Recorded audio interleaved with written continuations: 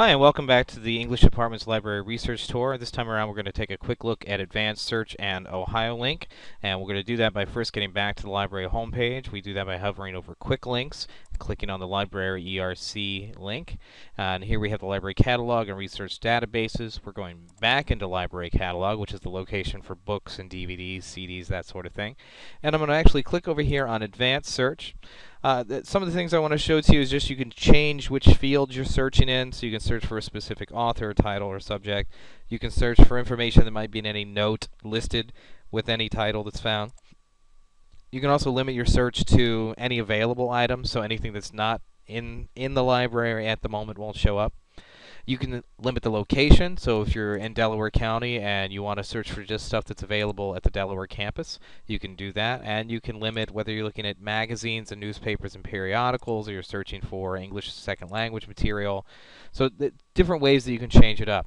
You can also change the type of material. Audiovisuals covers DVDs and CDs. We also have musical scores and maps, and electronic resources, and thesis and dissertations. These are works that are published by people working towards their master's degrees and PhDs, and ebooks. So if you have a Kindle, you might be able to find something through the library for an ebook. You can also search specifically for types of language. So English, German, French, Italian, Spanish, Japanese, Chinese, Russian. You can limit the time frame you're looking at.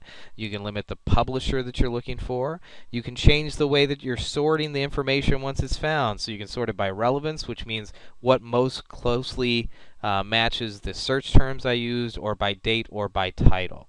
What I'm going to do is just search for video games. I was looking for video games and gun violence earlier, so I'm going to just search for video games, and I'm going to limit it to actually audio-visual. So let's see what we can find about video games in either documentary format, something along those lines. So I've got that in. I've selected audio visuals. Everything else is the same, and we're going to hit submit. And it found nothing. Oh, I did have something selected, ESL material on level 2. You got to make sure that you've got any selected unless you want to make a change. I must have touched that when we were looking at some of those things before. Let's try it again. Ah, there we go. Now we get some results.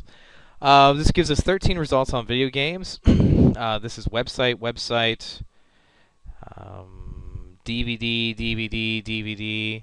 So that's kind of interesting. I didn't know we could find, or maybe this is a website for a documentary. I'm not sure. That's something I might check. Let's take a quick look. I can't get to it. I'm off campus at the moment, and I'm not logged in. I'm not going to bother with that right now. You can see some of the different things that are coming up. Listening to the Silence, a film about African cross rhythms. I don't see how that ties into what I'm looking for, but maybe it does. I don't see a lot. Video Game Revolution. Let's take a quick look at that. Written and narrated by Greg Palmer. It's from 2004. It's a little older than I might like.